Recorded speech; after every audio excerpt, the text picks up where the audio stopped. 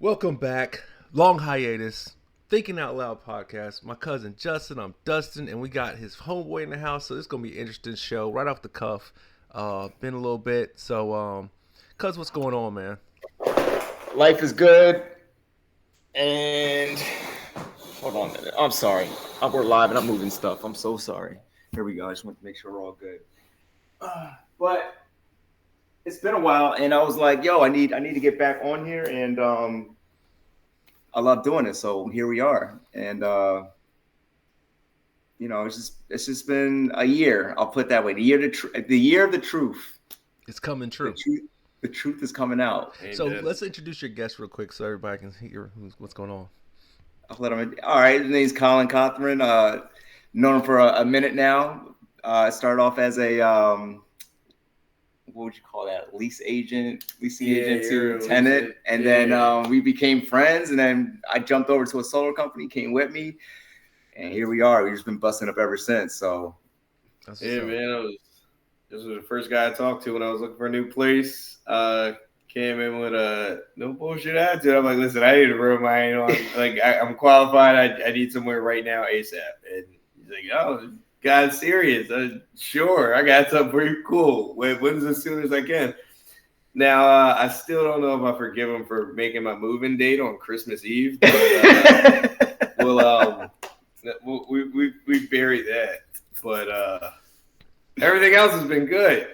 everything else has been good. So Colin, right? Yeah. And he moved you in on Christmas Eve, or that was a move-in date.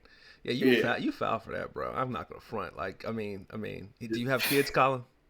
He didn't have to accept. I have one. What me and my lady are gonna start planning a family next year. That's what's up. Hey, let's That's what's up. go. So, like, he didn't have to accept, but the man told you he needed a place ASAP. You knew he was going to accept. So, like, you know what I'm saying? Like, it's kind of like, I don't know how I feel about that, Jay. I think you might have some weight not forgiving you for that one. All right, I'll buy him a rack of lamb. He can cook them. Yeah, I'll take that. I'll eat a quarter of it. No, for real though, his lamb chops. Oh my goodness. Okay. I grill, man. Oh my I goodness. grill. I cook. That's just a hobby. Okay. Oh. All right. So we were just talking about the friend conversation. So you guys are friends. You guys met through the leasing agency, and you guys are kicking it now. And we're talking about. I just said I don't know. I think I'm losing friends. And he said you're like one of his only friends outside of the family. Um, we're roughly 30s to 40s, so like roughly that same age.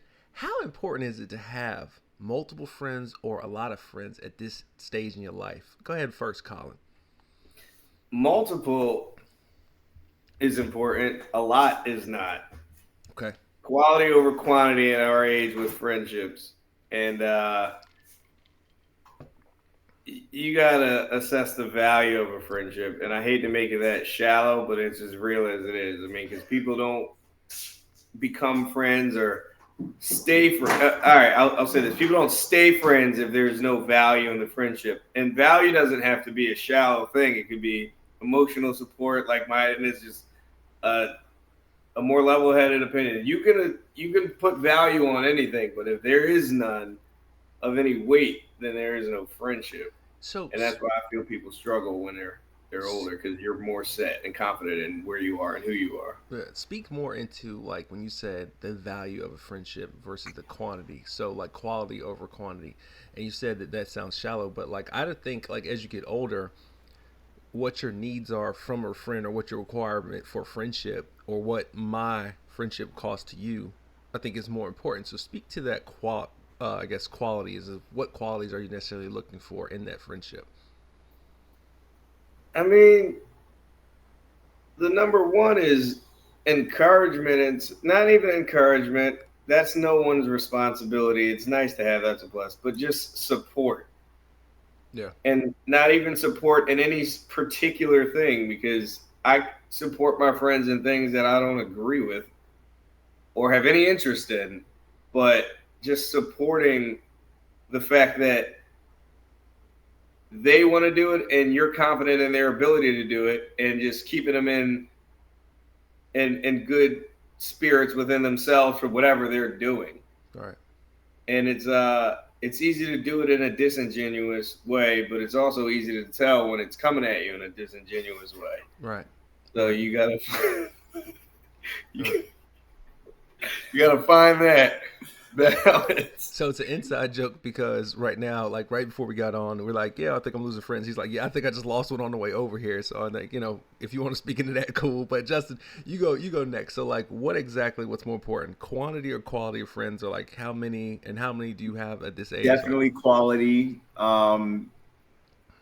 I don't need a lot of people. I'm a lone wolf as it is. So I'm the one that shows up to the party by myself. I don't like to have anyone weigh me down. So I like people that are kind of on the same level of me or not a little higher and pushing me to get better. So not to say if it's a use type situation, but it kind of is. I think a healthy relationship is that. It's kind of like you're using each other to get sharper and better. At the same time, there's a certain respect. So it's like, how can I put it? If I'm not able to do something or if it's not feasible for you, it's okay to be open and honest versus like constantly just taking from someone, knowing that you're never able to really contribute back. So that's just not my MO ever. And when I see that, I just kind of like slide to the left, Right. and at a distance, like we cool, but like you're not in on me. Like I'm not going to be loaning you money because I'm probably never going to get back. You know what I mean? Right. Like I'm not going to do joint ventures with you because your respect level isn't there. Like you Right. don't even respect yourself and your business.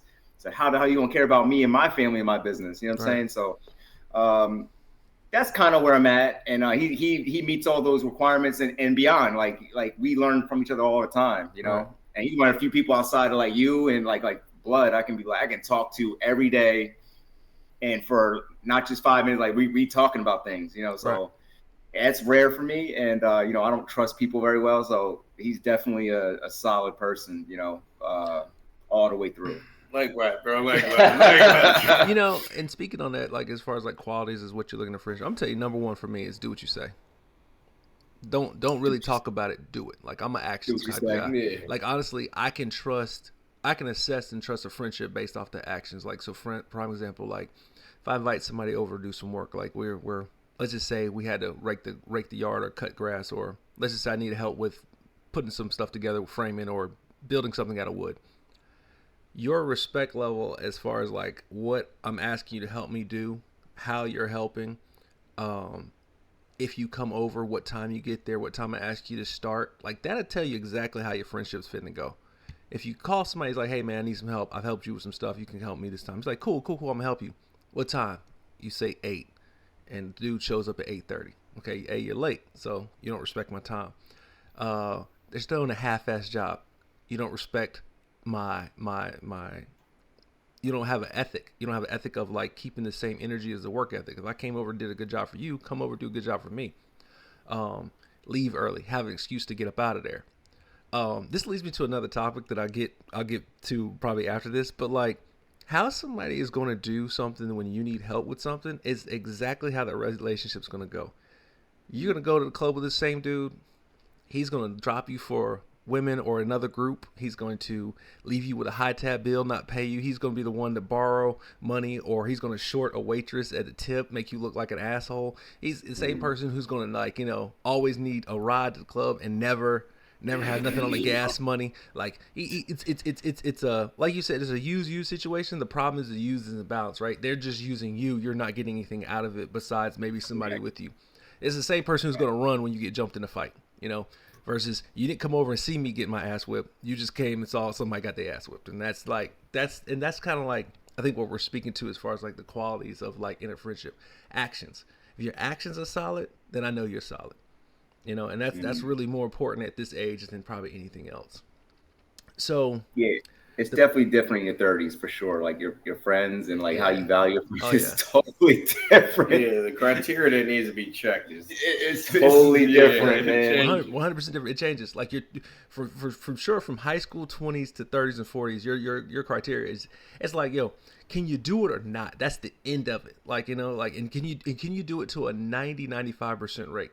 If you're doing it less than 95%, I don't want your help. And it brings me to another question. I've been thinking about this for probably about a week now. it's a big difference between help and work. If someone says, "Hey, I'm gonna help you out with that," it's an out.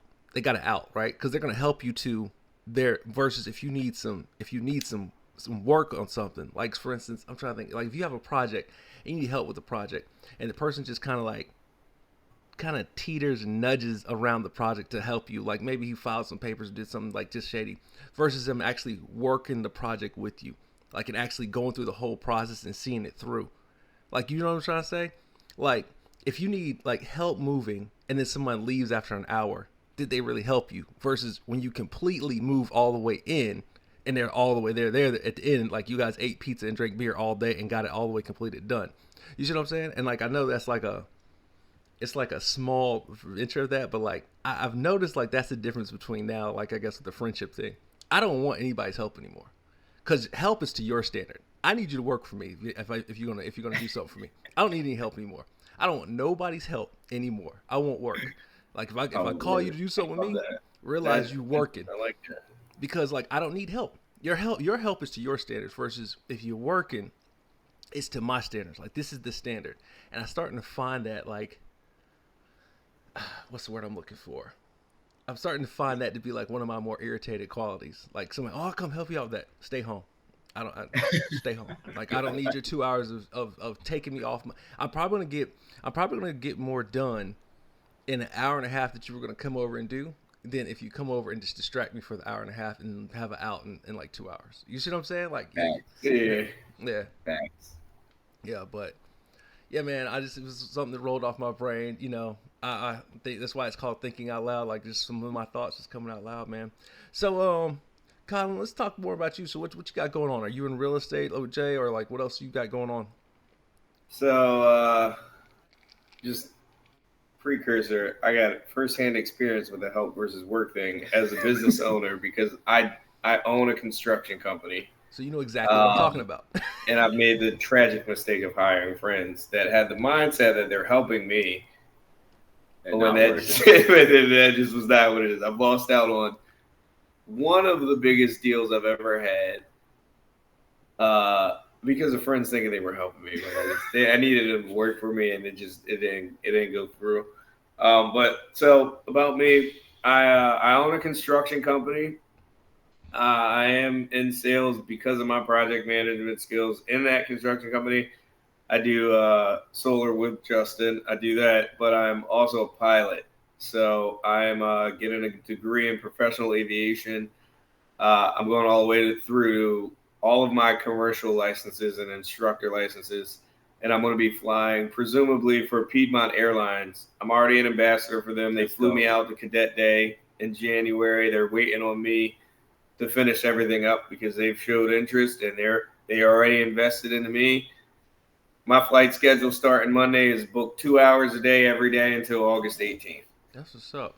And that's where I'm at. I do want to transition into that. I kind of have my company that I own structured in a way that when I'm gone,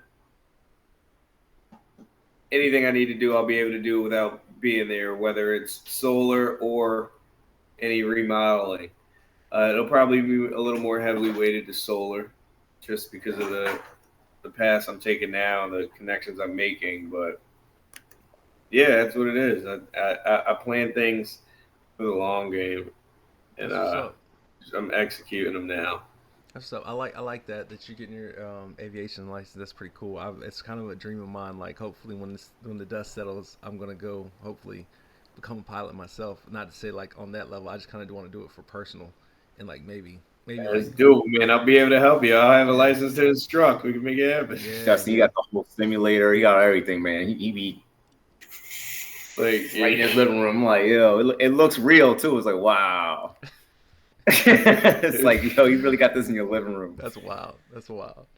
Oh man. So do you guys want to get into some crazy like controversial things? I mean, we haven't been on in a long time. You got Drake. Yeah, you sure. got Puff right now. It's crazy. You got the Timberwolves getting a butt whipped by Dallas. I wasn't expecting that. You've got Boston that's going to clearly sweep Indiana, and looks like the Celtics might get a chip, but I hope not.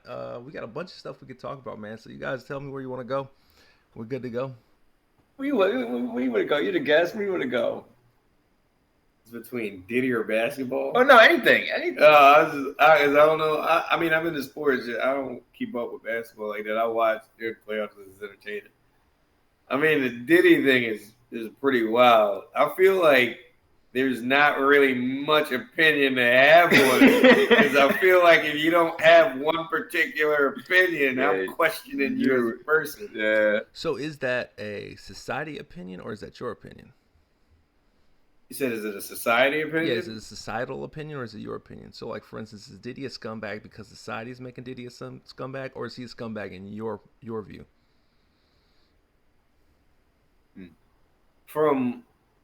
I mean, I can approach that in two ways, right? Okay. So, societally, absolutely, and in my opinion, absolutely. But my opinion has the understanding of what comes with where he's at in the industry. Right. Not as an excuse, but there are plentiful examples of people handling that same position in the industry properly. Right. So it's a bit of both. And it's also me imposing it on society if anyone in society thinks that it's anything contrary to what's being shown to us. Of all the lies we get every day, right. The things about in the tabloids and celebrities, they're not lying to us about that. They're just scumbag people doing scumbag things. Yeah. Jay, where you at?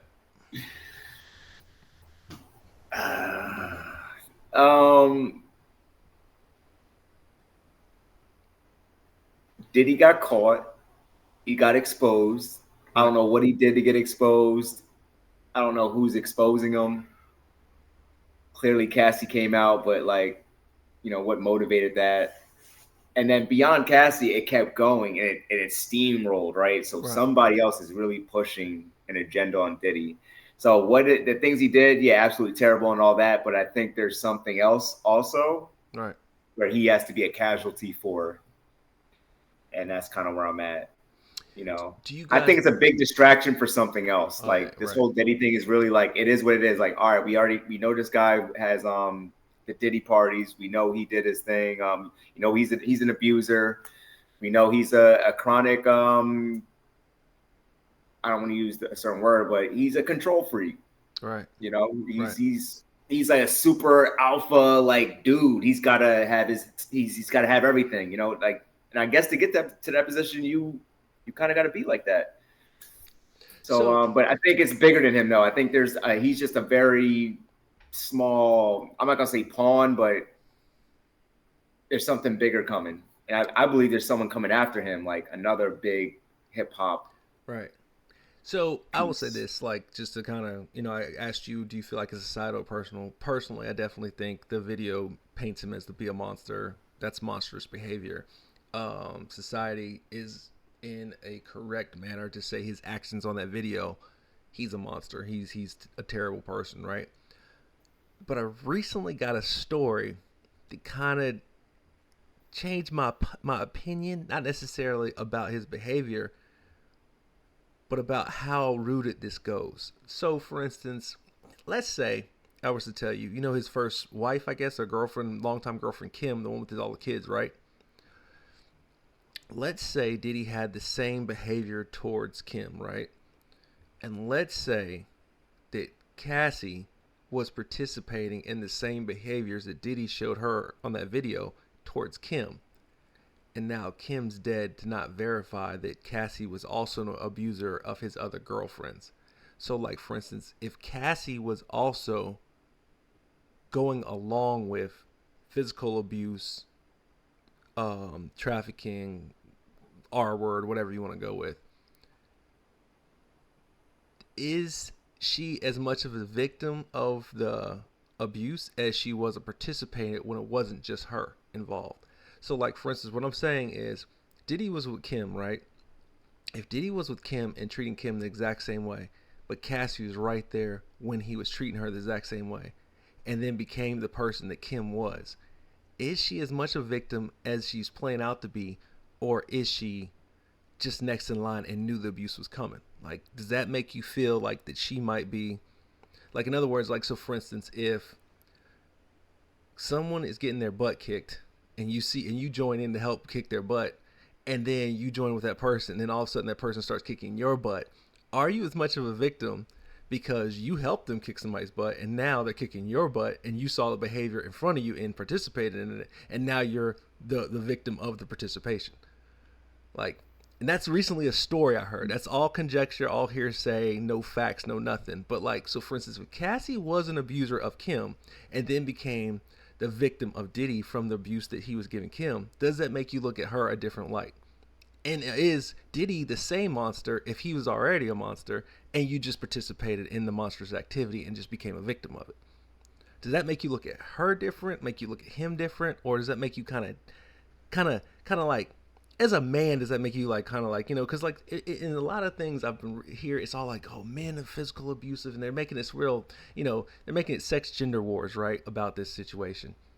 But like, my thing is like, I think people knew Diddy was a monster. I think they knew it. I don't care. Like, I mean, too many wheels, too many cogs in that machine to not know that he's like this, right? So then you see it, and then you still participate in it, and then you become a victim of the cogs that you saw working and whatever not. You're still a victim. Like, and I guess that's what I'm saying. Like, are you as much of a victim if you saw the behavior before you became the victim? That's, I guess, my question. So, I got a metaphorical story to kind of answer the question, right? Oh man, let's hear this. I like it. It's like, if you think of this, there's a bomb maker. He builds bombs, really talented and skilled at building bombs, chooses to go down the wrong path with the bombs he's built, kills a lot of people with bombs. One thing happens, he blows himself up. Is he a victim? I mean, he got killed by a freak accident. Sure he is. Is he still a monster? Yeah. If you live by the sword, you die by the sword. So if Cassie was involved, it affects nothing when it comes to anything Diddy's done. If that's true about her, then of course she is. Just as equally true, of course she's a victim. You just got to be cognizant of the reason as to why she's a victim and how she's a victim. Right. Doesn't change if she is or not because of what she did. I mean, she is a victim. Whether she knew she could eventually be one or not, she is, because Diddy's still a monster regardless and did it to her. No matter what she did, she's still a victim. Now, could it have been avoided? Absolutely. Is she stupid? 100%, if it's true. And it still, all the facts still lend themselves to Diddy's a victim. Anyone who participates in any type of behavior like that is a monster. You can be a victim and a monster at the same time. The bomb builder is a victim of an explosion. Who caused the explosion? He did. Does the monster grow inside because of the person telling the stories or the person keeping the stories? In this situation, right? So if Diddy was a physical abuser and we catch him at early 90s bad boy, and he is beating women up, and we don't say, yo, dog, Diddy's crazy, he's beating women up, let's report him, let's get him up out of here. Or we say, Diddy goes, hey man, listen, last night was crazy, here's 100 stacks, keep it moving. And now the folklore of this monster grows. Like, this monster is now not just a monster, it's a dragon. Now it's not just a dragon, it's a two-headed dragon. It doesn't just, it's not just a two-headed dragon that flies. Oh, it breathes fire. Oh, it's got scales, it's got spikes. Like, you see what I'm saying? Like, monster grew, right? But we could have cut this monster's head off when it was just a regular monster. Like, like are the followers the accelerant to where Diddy is now? You see what I'm saying? Like, so for instance, like, everybody in the bad boy camp in the 90s who knew this behavior was going on, because this is not, I mean, come on, dog. He punched the chick in the face and stomped on the ground and drug her across the room. You don't do that unless you have slapped a chick first, punched a chick first, punched a chick multiple times first, kicked a chick first. Like, you have been beating people for a while to get to that point of this video, right? So, like, because you clearly weren't cognizant you're in a hotel. It's clearly cameras in every hotel. I don't care what, 90s or now, right? So you clearly knew you were on video, but you don't grow to that magnitude without a lot of people accelerating your behavior by not saying anything. And I guess what I'm saying is those people who are sheep and followers and not and just taking the bag of this, they're just as much of a monster as he is, in my opinion. Because you guys grew him to this stature of monster level. Like he is a dragon now because you didn't cut off the head of the monster. And like and like I guess Cassie, if she's a participant in that, like, yeah, she's still a victim of domestic violence, but where's the accountability and why? And again, 20 years later, like, why are we holding this long? Like, why is this just coming out now? Is it timing? Like, is now because victims are getting a little more support? But like, I mean, we grew this guy to a billionaire. Like, what do you think's fitting to happen? Like, realistically, what's stopping Puff from getting on a plane tonight and just being in a non-extraditional country and never having to worry about this ever again? Like, FBI. you grew him to this, and like, I'm not gonna front. If Puff did that, I wouldn't be. I'm a billionaire. Yeah, I'm crazy. Yeah, I did some crazy stuff. Now I'm jacked up. But you know what? I don't want to pay for it because I've gotten this far, and I don't have to pay for it. Let me ask you. Can I ask one thing? Yeah. So, and just I'll ask two things actually. Just one clarification. Are you're putting it on society, right? I'm putting it on opportunistic behavior. Is what I. No, I mean the enabling is. Yeah. Yes. That's on society. And that's the part of society that's not really judging him right now. Like, how many people are in his comments and judging him right now that have not taken deals, done some shady shit, saw their boss do some bullshit, and they didn't do nothing, and not even on the scale of this. Like, I'm talking about. I'm glad you said that about the comments. The only egregious things that we've known, sure, there may have been some in between them, but that big things that made it to light in the 90s, there was no avenue to blow it up in such a way that it's able to be blown up now. It didn't exist in the 90s. I disagree. There is no way to egregious crimes made the news with white people OJ. in the 90s. That's OJ was bigger than Diddy in the 90s. He's an NFL player that was making white people a lot of money.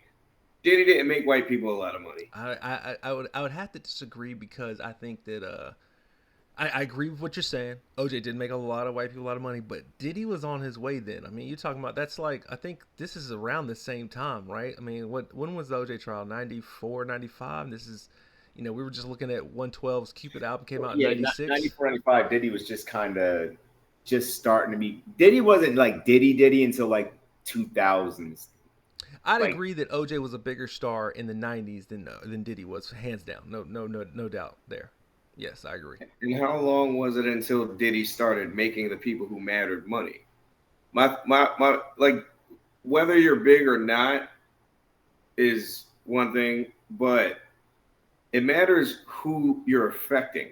Right. And that's my point. OJ and what he did affected it sent ripples through all economic classes and statuses. Yeah. Even if Diddy was Diddy in the 90s, he wasn't really making anyone else but black people and himself money. Well, he did work for the big labels, though. Bad Boy has to be a conglomerate of somebody, right? Who until he took it himself. Like, who is Bad Boy a part of? Like, is he a part of Atlantic, Universal, or Sony? Right? Because those are the three. He's a subsidiary of somebody, and so he's not like independent. And I do agree with your exposure part. Like, so for instance, like, there was no social media when it was definitely a lot different as to how we received our news and how we received our updates in the 90s for sure. But victims, in my opinion, if they had proof, if they had evidence of this magnitude, they could have got this done. Like, I mean, and from some of the findings, like, you realize, like, so when Cassie went to the hospital at night, like, her records are gone. Like, Diddy owns the records of Cassidy going to the hospital. Like, he bought the final copies, the tape. Like, he clearly had that hidden or had it in his house for up until this point. They said this tape that came out is the tape that they found from the raid of his Miami home. So like, that's insane. Like, I mean, don't get me wrong. Like, so like, that's again rumor, hearsay, whatever. Now we don't have facts. Like, I'm not an FBI agent. We don't have the files. So, and I mean, like, and I guess the reason I'm playing devil's advocate because it's the obvious answer that Diddy's a monster. But like, for instance, I guess I'm trying to further the conversation as to, okay, we can all point a finger at one person and we cut the head off the snake, right? But a snake's head is only 10% of its body, right? There's still 90% of a snake after you cut the head off. So what's up with that other 90%? Like, who are these people? Like, and where, like, that, I guess that's like my biggest problem with all of these situations where like we point to one person. These people had people working for them, people that were following them, people that were covering the tracks. One person cannot make this operation work like that, and we're only pointing the finger at them. And then like, where are these people at now? Like, for example, that Nickelodeon doc, like they talked about three main people that were causing those children to be victims, but yet all of them are still working in Hollywood right now. Like, who are the people hiring these people after this doc? Why are these people not fired? Like, nothing like I guess from history, if we keep pointing our finger at one person, we're not gonna get to the root of this problem. Is what I'm getting at. I think the root of this problem is the person that the next person that's going to be exposed, who is the J to the Z. You think Jay-Z's gonna get exposed from this? 100%. 100%. I disagree because I think Jay-Z has done an image reform. I think if he'd caught Jay-Z is just as much. I mean, the wolf dressed up like a grandma. He may be worse than Diddy. He's just totally different about it. Diddy's more out there, in your face. It's me. Jay-Z's always been kind of methodical, chess player, background. Trust me on this. I think Jay-Z. Okay, let's say you're 100% right. Let's say they're even equal. Let's just say Jay and Diddy are equal, right? I think Jay has put himself in position to where his equality evil to Diddy, based off his relationships, he'll never get caught. It's never going to sell either. Yeah, he'll never get caught. It's not about getting caught with these guys, right? These guys are tied into a bigger source, man. Like they can be exposed at any time. It's their money's tied in. You know what I mean? Like, they're tied up. They're puppets. You know what the real mistake in this situation is? And I know this is going to sound really derogatory. Puff should have paid earlier. I think he was paying the whole time. I think this was inevitable, man. I think that's what I'm saying. The machine is bigger than just like him paying people off. He was paying people off. He paid everybody off. But according to like the reports prior to this video and all this stuff, like last month, it was like she was asking for like $10 million, and like that would have settled this. Like she was threatening him for like 10 million, and then they got to court and got 30, right? And then now all this is out. This case is documented. If he would have went ahead and paid off the 10, we never would be talking about him right now. Like, he clearly didn't think she was gonna pull the trigger. Yeah, he didn't think he was gonna pull the trigger. He was like, I got my thumb on this chick. Like, she's never gonna do me like that. She didn't do it for 2 decades, so she's not gonna do it for the next. And the problem is, time does heal all wounds, and her wounds finally got healed to the point where her mentality and her position as a victim was like, enough of being a victim. I'm about to make you pay for making me a victim. And I think that's the difference. If he'd have paid, Cassie would have been 10 million up. He'd have kept being Diddy. His ego defeated itself. Correct. 100%. 100%. Correct. 100%. But like, I don't want to keep knocking this topic in the head. Don't get me wrong. I could go off for another hour about this, but like, I think you guys are 100% right. Yeah, Diddy's a monster. He's a terrible person. I just hope that they catch all the persons that created this person, and that's my point. Like, I don't think that it's necessarily fair. Like, we keep doing that. The one person, the Kevin Spacey, the R. Kelly, the what's the Lord of the Rings guy? What's his name? Lord Epstein of the Rings controversy. No, the guy who was the writer on Lord of the Rings, the producer, the one who just got his cases dropped in New York.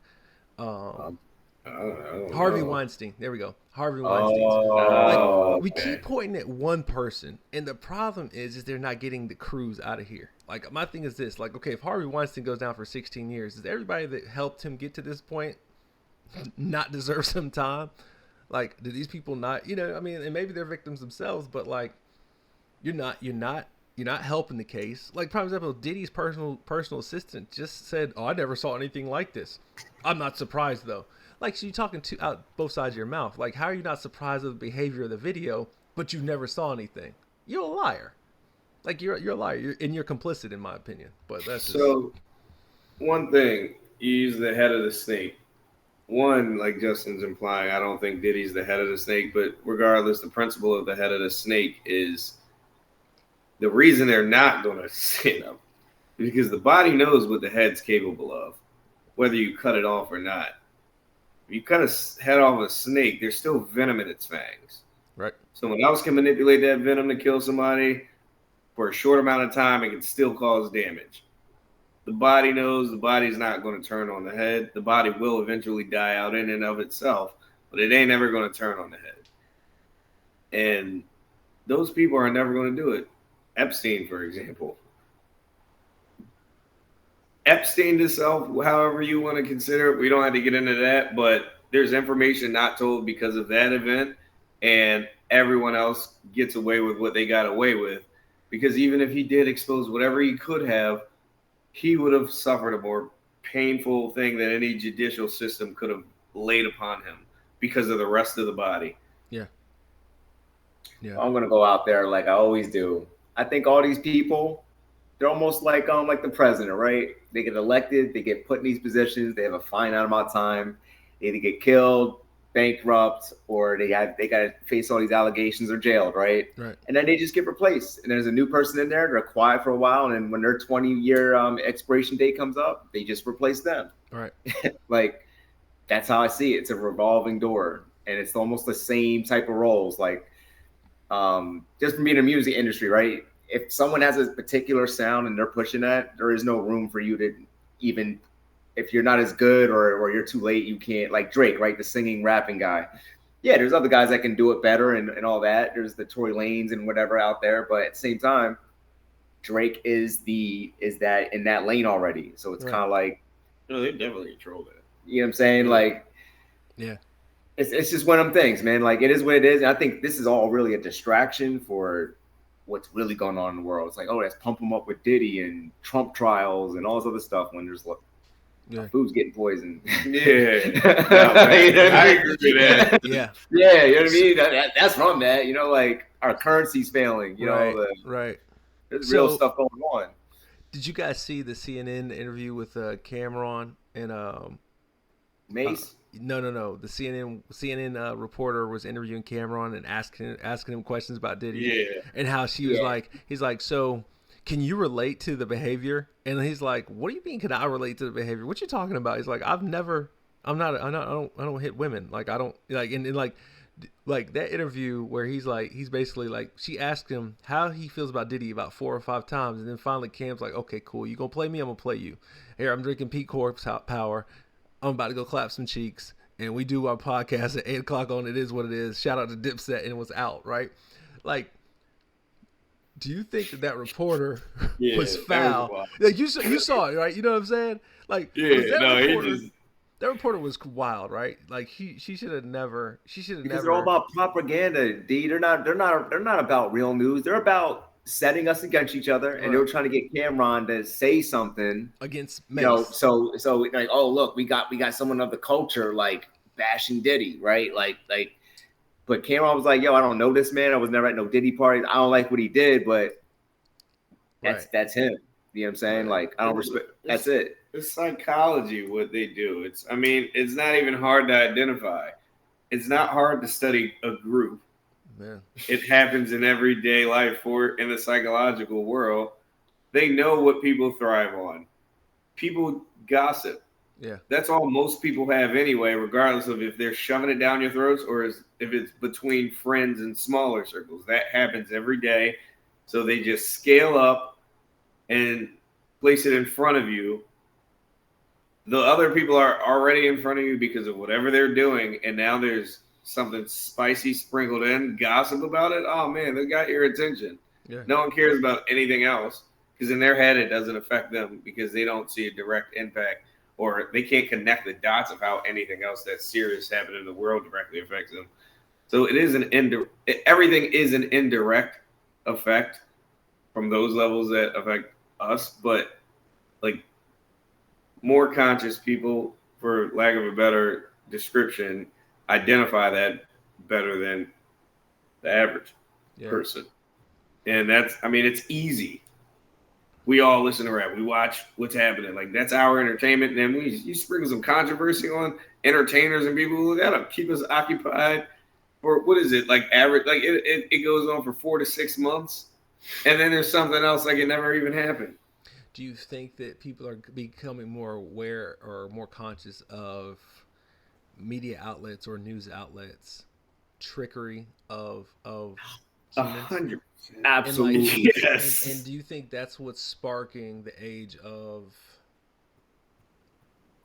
I guess, for lack of better words, podcasts or like getting your news from who you support versus getting your news from who's offering it? Like, so for instance, if let's say, I don't know, Channel 2 has a news station, has a news, are you more likely to go listen to Channel 2 at this point, or are you or more likely to go listen to someone who you feel like you relate to, looks like you, and talks more into I'm gonna be in a podcast or Discord or Reddit or somewhere in there, Twitter. Right. They're close to our level. It's just natural. It's natural. Right. The social media people aspect, are reporting. Yeah, they're reporting what's on the ground. I feel like at this point, the news is getting all their stuff from these websites, and they're trying to like maybe get ahead of it and broadcast it on their networks as like propaganda, like switching it, making it script versus like what's real out there. You know what I mean? Like the real news is really on Twitter, like even on Instagram sometimes. Like you get it first, it's right there. Yeah. So I don't know. It's a weird time right now, and it's almost too much information. So you don't know what's real, what's fake. So it's all opinions. It's a mass ball of confusion. How many generations? How many generations do you think we are away from it, going away from like news and media? Like how many generations do you think where it was like, there's not going to be a news channel? It's going to be like, oh, that just happened on the phone, so that just happened. Like, or like, you know, or it's like, I think we'll see that before we die. Yeah, I think we're about 20 years away, personally. Yeah, I mean, that could be right. I don't know if it's closer or sooner, but I do think that's going to happen. I got an even better while question. We're here. When do you think the first AI president or leader will be elected? We'll be dead. Yeah, I don't think that's gonna happen. I don't think it's gonna happen in our lifetime. I don't think AI is gonna take over like what you're thinking on a scale of either, I'd say, a magnitude like 50 to 100 years. I don't think humans are gonna relinquish control, and that might be the next civil war, right? So like, for instance, if there's a program that can actually control society or can set up a structure around society of humans that where humans will actually participate in society better, preserving the earth, treating each other better, decrease poverty, increase wealth, increase success. Like just though, like just like, I don't. Let's just go homelessness. Let's go hunger, and let's go financial. Right. Let's just go those three. If there was a program that could eliminate or get those things all up to 90 percentile worldwide, the control of it not being that high would fight that part of it getting that high. Like, so for instance, if the people in power right now know that they can keep it at the levels it's are right now, we can keep the people as stupid and as homeless and as unfed and unfinancially supported as we can, versus a program that can fix it. They will fight that as long as they can to keep themselves above us for as long as they can. 100%. Like, I'm telling you, like, that's going to be the Civil War. And the funny thing is, it's going to be a lot of poor people fighting on the side of that side versus the AI actually making society better. And that's not going to happen in our lifetimes. That'll be our great grands, if not their grands. That's what I think. The principle of that happens in other things now and has been for years. It happens in the pharma world. It happens in the housing world. That exists. The principle of that idea exists. So it's only going to get worse. And like, I mean, other things have lent itself to it. For example, like distractions in the media. I don't know concretely, but when they were talking about OJ when it was happening, how long did that discussion go? It wasn't more than a year Yeah. that the country was engulfed in OJ. It Right. was some years, right? Right. Look at how things today blow up and then fizzle out. Like I Right. said, 4 to 6 months. Right. It's a timer and a countdown. That time frame is going to get shorter and shorter and shorter. And that's why I'm so confident, like you are, that during our lifetime, we'll see the news media disappear because they can only keep hold of things for a progressively shrinking amount of time. And that's going to fizzle out, and then they're going to be done. Right. No matter what they do. And in terms of like national media outlets, is that what you're saying? Like yeah. national, okay. And let's be clear, what I think is going to happen is those outlets will just get behind the person on the social media part of it, right? So, like, for instance, if they can get somebody on the social media part of it, like, so it instead of it being looking like it's a production, it'll look like it's an independent, but it'll be someone supporting that independent look. You see what I'm They saying? did it, and it failed already. It failed miserably. Tommy Lahren failed horribly. That's what that was. And I don't think she was so easily dissected and rejected that they may have to do some. They're going to have to put their heads together to do that. But the way we absorb all the controversy from the people we trust, Right. it's easy to spot someone posing. Right. Right. Like, and they attempted it. It's like, yeah, we're dumb to a lot of things, but you've built us up to love all of the controversy and to thrive on all of that so much. We kind of have a mastery of something we shouldn't. So when you're ultimately in a position where what you're doing isn't work, you can't infiltrate us through the thing you were feeding us to have your way before. It's just like you teach someone to shoot a gun and make them really, really good, and they teach everybody else, and it's like, oh yeah, you all know how to. You're going to go to war with the people you taught when you're outnumbered. It's like it works against you. They'll try it. I'm not saying they won't. Yeah. I don't think it'll be successful when they try it in that fashion. Yeah. I think what we're seeing right now with the news is like similar to this, right? The person that went to college, got all the accolades, got all the stuff, versus the person that's been in hustle, grind out, actually in the field with the people the whole time, right?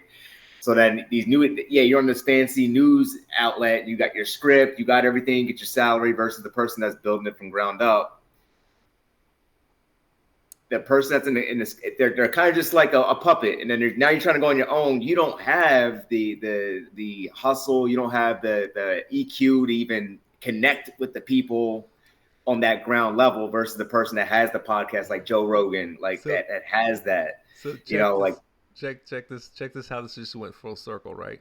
Remember how at the beginning of the podcast I said my number one thing to friend is action versus talk, right? So what do we just say we just respected? The person who put in the work, right? Versus the education is just all talk, right? You go get educated and you go sit in the classroom, you hear somebody talk at you. And then you talk back at them and they talk at you and you write down what they talked about. And that's how you get educated, right? Versus the person who can come out to your property, put a roof on your house, put some shingles up, put some windows in, put some 100%. Landscaping in, and that's the person that we respect. 100%. Is just full circle. I'm just saying. I just thought that's why I was smiling and smirking. I was like, just went. We're right back. In certain fields, this doesn't apply to everything, but clearly, I want my doctor to go, my nurses to go get educated, 100%. But like, 100%. Just about everything else, please just work. Don't help, work. That's true. Yeah. The roofer doesn't care why shingles are better than the other, as long as they know how to put them on to be effective to do the job they got to do. But as an academic person, as myself, I still see immense value in knowing why some shingles are better than others from a scientific standpoint. Yeah. I mean, like, why I would definitely outside use pressure treated wood versus using white wood, like, because the pressure treated is going to last longer outside. Like, I mean, yeah, some things are just facts. Like, I agree 100% with that. Yeah, no, 100%. Did you guys catch any of the Joe Rogan and Terrence Howard interview? I did. You still got. I still got to watch it. I told you we gotta I watch gotta it. still watch it. I gotta still watch it. I'm not going tonight, but I just thought that like that thing is such a buzz. Like they said that is so crazy, and I'll be honest with you. I'm happy that Terrence Howard is getting this light. Like I'm just gonna be honest with you. Like regardless if what he's saying is absolutely insane or what he's saying is absolutely right, I like the fact that Terrence Howard is actually being looked at as a Challenging. positive light, and the reason is that is because I'm a fan of Terrence Howard first. And I think that Terrence Howard is one of those actors that got the short end of the stick. I remember Terrence Howard was hot as fish grease, and I just don't know what happened to him. It's like they just cut off the water, and it was like Empire, and he finally got a chance to actually make some money. And then after Empire ended, the water got cut off again. And I'm just like, man, Terrence Howard was that dude. And so, as a fan, I'm happy. I'll tell you what happened to him. He started demanding what he should have been paid. Period. Yeah. And they were like, okay, loud, angry black man, absolutely not. Cancel. We'll replace you with Don Cheadle. You know what I'm saying? For $1 million.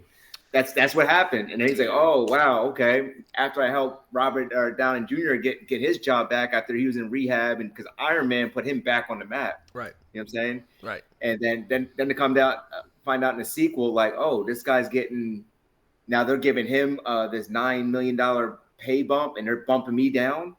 Right. Like, what do you mean? I got him the job. Right. You know what I'm saying? Like, why am I getting bumped down? Right. Oh, we cutting you. We don't even need you. That's what happened. His movie with what was that movie with he played the hold on. Did you hear the reaction he said that Robert Downey Jr. had to him after the 3 years when they finally talked? He said, "Well, see, it all worked out." Ain't that some bullshit? Like, no, that's some bullshit. Let me get something straight. I'd put 3 Iron Man movies out. Would have never been Iron Man if it weren't for you. You get a 6-season. What Empire was on 6, maybe 7 seasons. Let's just go 6, whatever. 6-season.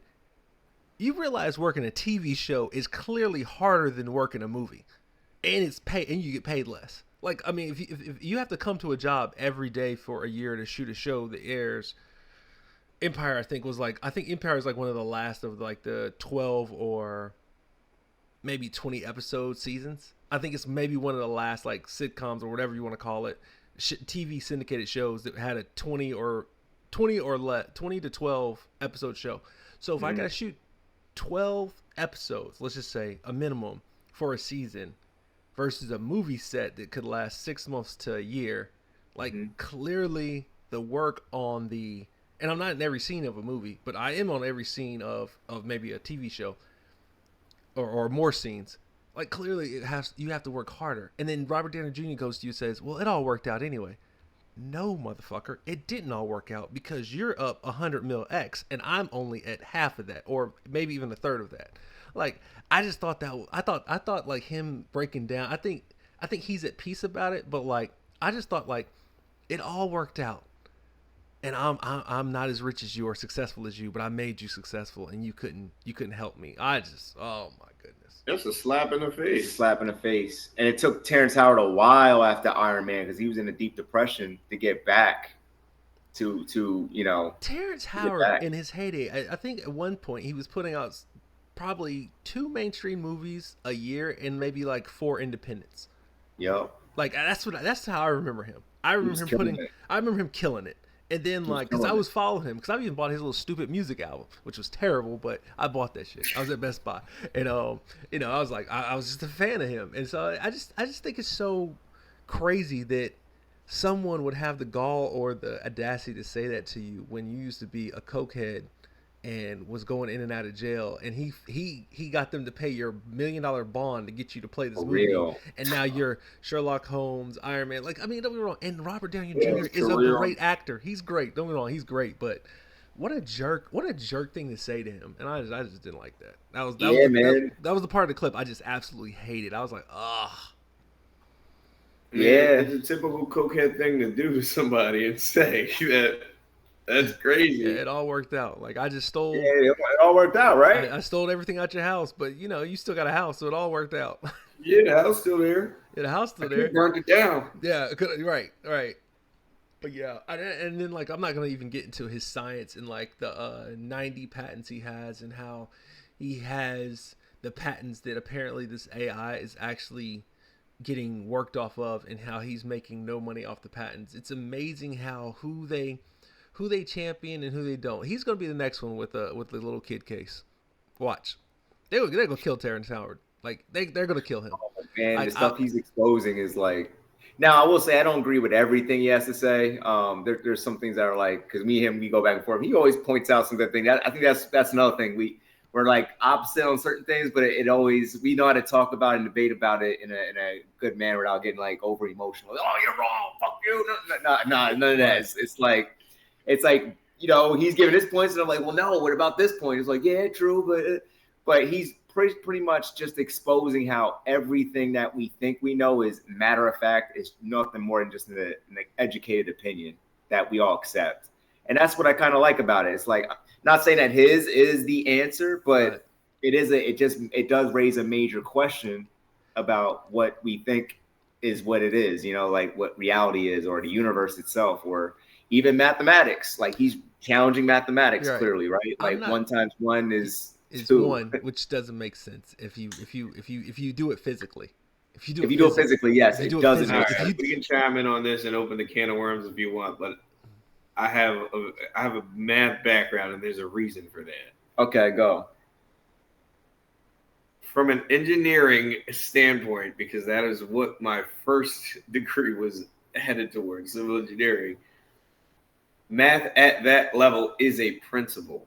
It's not a fact that translates to physical, and has never been tried to be sold as that.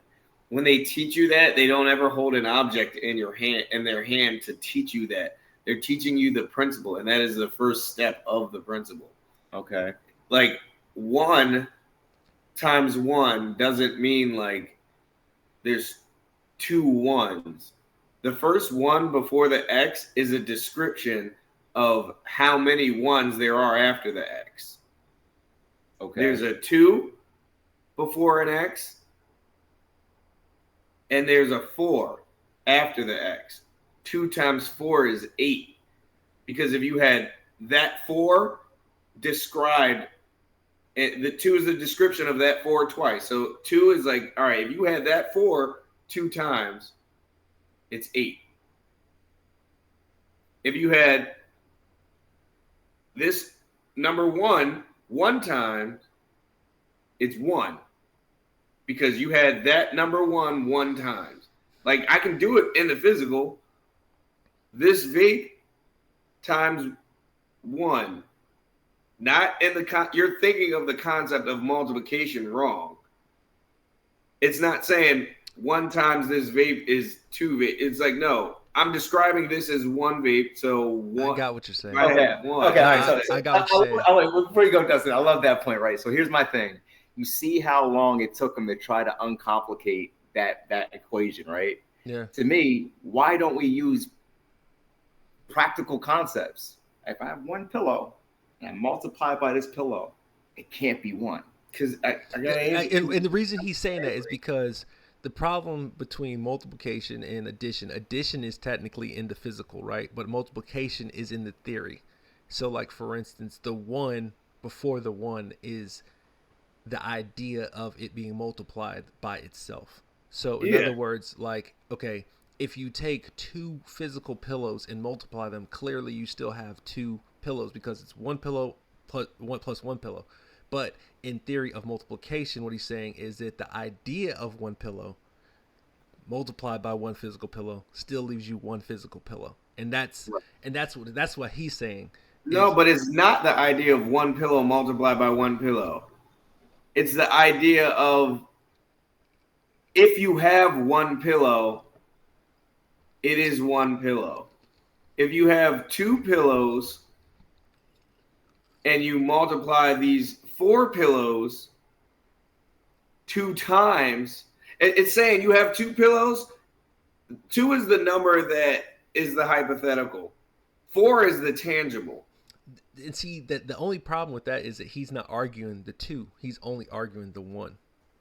And that's why All right, people, well, and that, and it's that's this why, main and friendship. that's I'm why. using two because you guys can't argue it. No, no, no, No, no, no, no, no. no, no, no, no, I no. think it's a definition problem. I think when you use multiple, 1 times 1 isn't really a multiplication problem because there's nothing to multiply. 1 times 0 isn't really a multiplication I can problem. agree with that. That might be That- the wrong words to right, describe right. that And action. that- We had a Yeah. debate before. You know what I'm That- saying? It's not true. It should be Right. something else. It should be called outside. something else. I can agree I, with I think anything with multiplication should be a plural number. So 2 or higher is the only thing that really can be multiplied. By definition, you're correct. That is probably That's the all I'm wrong saying. word to describe that one equation when it's Yeah. 1 times. But that one equation throws the rest of all these calculations that they come up with. No, it doesn't. So- it doesn't. So you know what? I'd break this down because I mean we could go into the science for forever, and we're already at an hour mark. But Yeah. I don't know if you guys have ever seen Transformers 2, but the main antagonist, the evil Prime, whatever, before Optimus, he goes, "Nothing is destroyed; it is merely transformed." Yes. And I believe, Yeah, that's exactly and I believe fact. I think that's the argument that Terrence Howard is really making. In That's other the words, like there is, like he said, there is no zero. I have to agree with that because if you start with, if I've got 5 acres of land right now, I'm on this 5 acres of land, right? When we bought it, it was 5 acres of land. When we bought it, it had trees on it. When we bought it, it didn't have a road, but it wasn't nothing. So it was never zero. There, you could say there was no houses here. You could say there was no trailers here. You could say there was no path here. You could say there was no water, no well, no electric, all that stuff. But there was something, like period. So it was something. What happened was we didn't destroy it. We merely just transformed it. And I think that is really the premise or the simplistic way of putting Terrence Howard's theories or sciences in perspective as a simple and not going into detail or trying to explain something. I think he's just transforming what clearly has already been here and trying to transform it into something different. But yeah, I think what he's trying to say, just from here, it's like we've been operating under the function of guesstimation and approximation for way too long when there is perhaps an exact math and way to do it, calculate everything that makes real sense. The argument he makes is, have you seen it yet, D? I'm gonna watch it all probably tomorrow. Okay, he makes the argument. His major thing is this: there's no such thing as a straight line in the universe. Nothing is straight. But it's because something's always in the way. Something's always in the way. Ways, right? That's his theory. That I'll be honest with you, like that makes more sense than anything else in the world to me. I'm gonna have to watch it, but I mean, like, just think, just think about your day.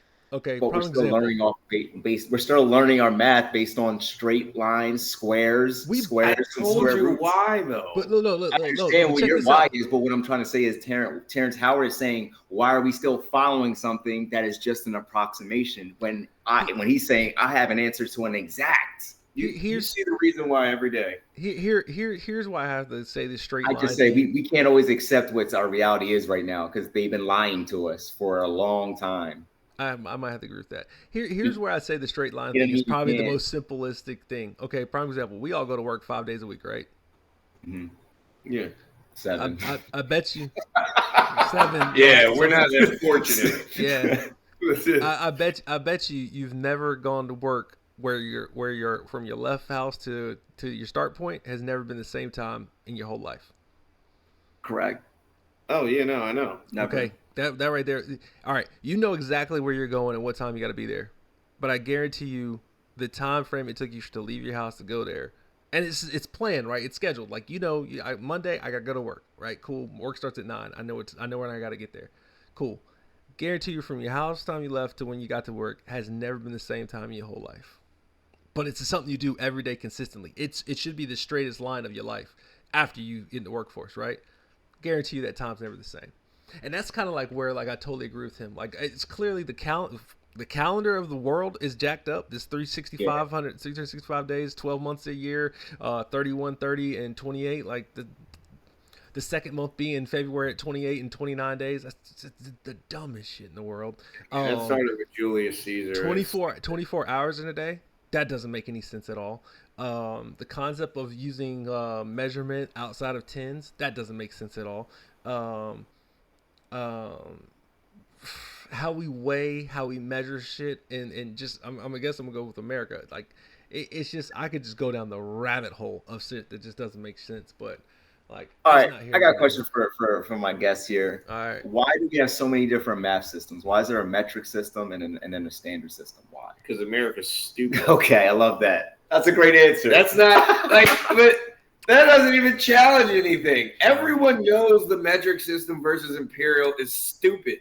No one denies it being stupid. America's ego is just like, this is what we're doing. It's dumb. I don't think it's dumb.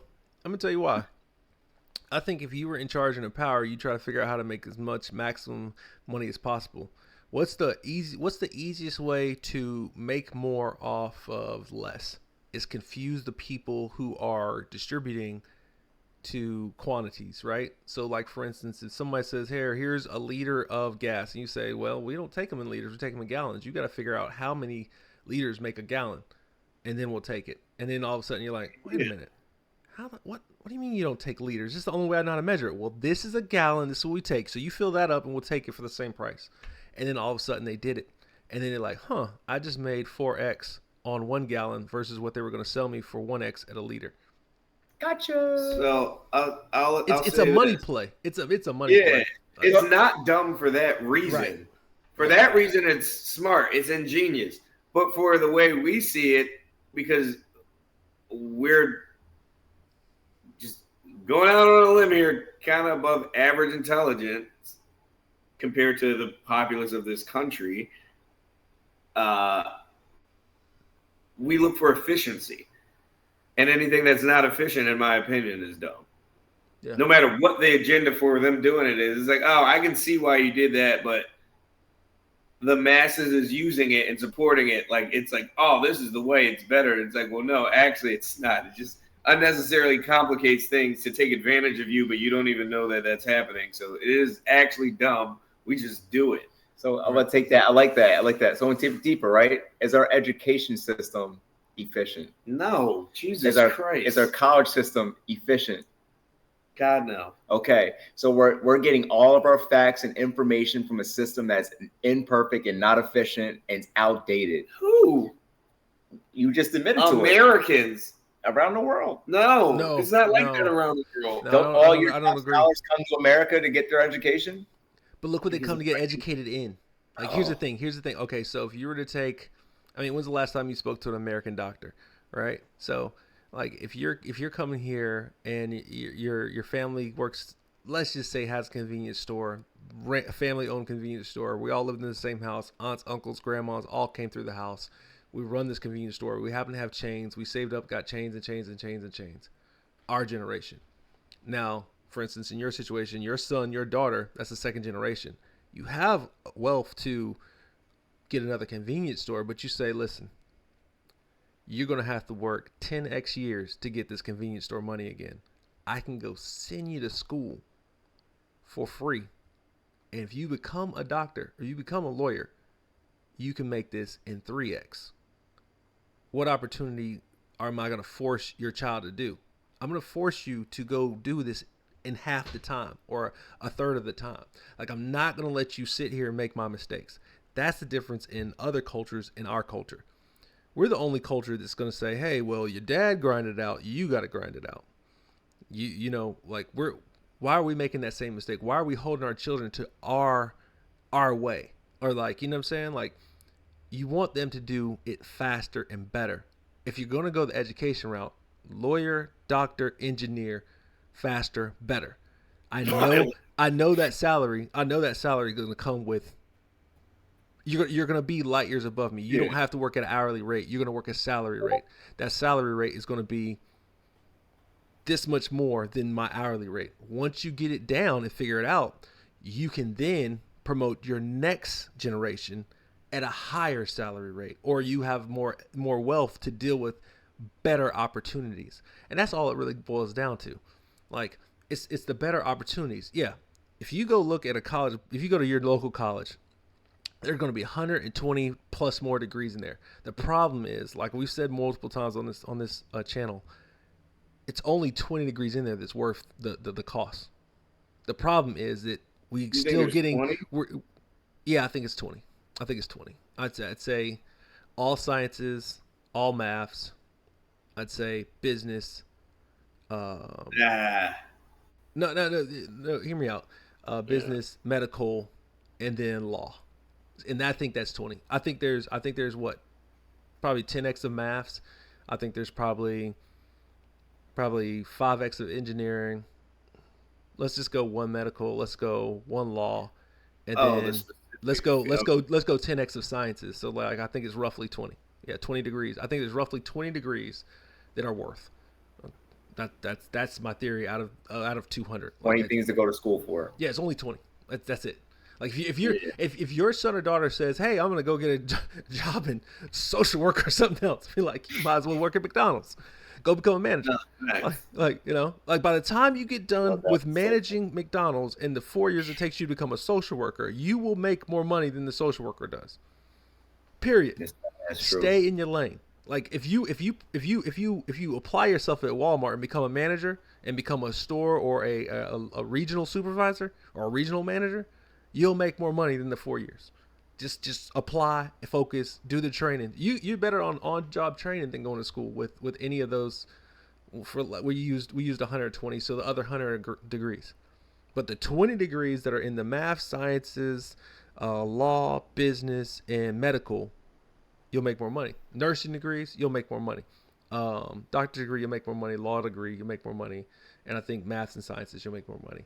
And the reason I say math and sciences is because math and sciences is always growing and they're always going to be needed for other things. You could throw computer technology, you could throw technology in there. That would be one of the ones that I would say would go. But like that's usually behind a math or a science background, right? Right. Yeah. Yeah. So, like, I mean, I just don't think.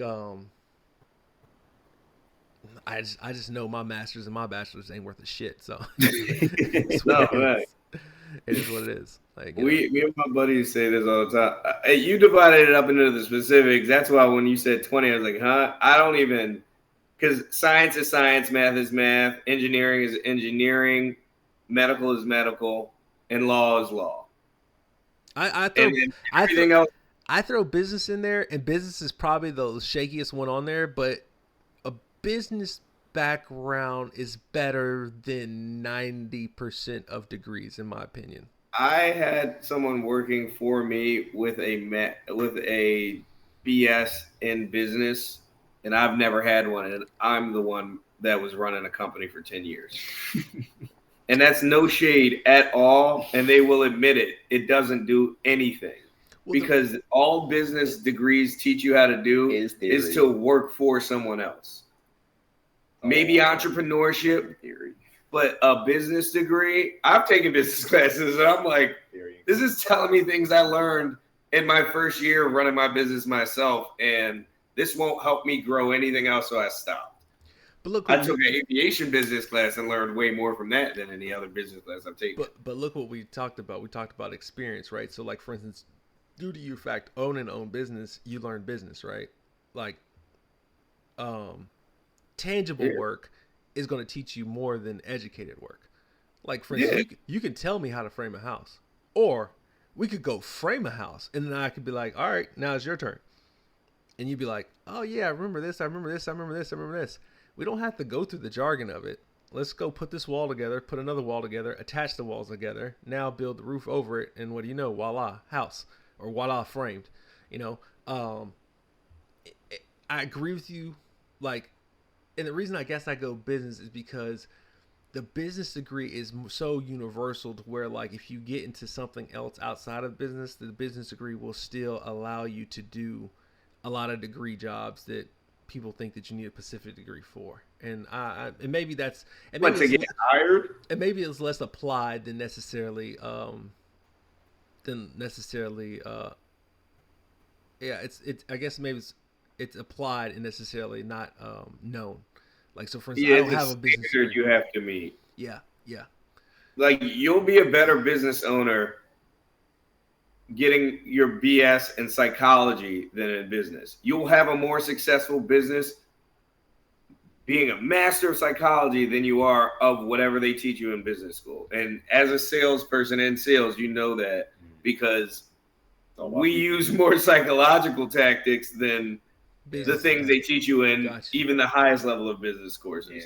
Now, what the job's requirements are, yeah, they'll definitely hire you faster Yeah. with one. So then maybe we take business out of that. That's all part of the agenda. It's all part of the system, right? Right. You go to school, you get the debt, right? Now we kind of owe you a job, so here we're going to make it a standard that you need a degree to get this level of a job. Right. I think that's just all part I know of it. they taught you about policies and practices, and it's just like I know you know how to do what I'm telling you to do, so you better not mess up. Right. Like, And then you're just a salary guy, But I think I agree with you say 100%. Like psychology would take you way further in business than it would like a business course. Yeah. Because what we do is just sit there. We're literally reading people. Right. Your body, your energy, the way you're sitting, your eye contact. Psychology would be a science, voice. right? Say what? Psychology would be a science then, right? That's the gap that bridges science and health. Yeah. In my opinion, and I have a biased opinion. My dad was a psychologist, but it's just and then that was like one of my favorite subjects. I just did not want to go into that field, but I've studied heavily in it. It's science and health. I agree with that. Because of how the body works and how the mind. It's great. I love it. And connecting the mind to it. Yes. It all starts here. I mean, how you think about yourself is what you become. Well, look, guys, we're sitting at like how you think about yourself. Yeah, for real. Yeah, we're sitting at 1:15. I'm gonna call it a wrap. But right, guys, cool. It's been a good conversation. Shout out to our guest Colin, and shout out to Justin again for bringing him. Appreciate you, guys. We're out. Any closing thoughts? Watch the Terrence Howard and Joe Rogan YouTube homework. I have to do it. You definitely gotta do it. I gotta watch it. I want to just so we can talk about how it. long was it? It's probably like 3 hours. Yeah. All right, so no. I'm about to do this on Monday while it's raining and not working. All right. Yeah, man. No, like we say watch it, but like honestly, it's a listen. Like I listened to, I can't watch podcasts. I have to listen to. How I did it, I was in my car going to appointments, and I was like driving, and then 45 minutes at a time, and then like jumping back on. That's the way to go about it. Yeah, but guys, it feels like an hour. It's. I mean, it's just Terrence. It's literally Joe Rogan, just like, oh, me, really? Yeah. No way. Yeah. How do you feel about black holes? They don't exist. All right. Well, we're signing off. Peace. Peace.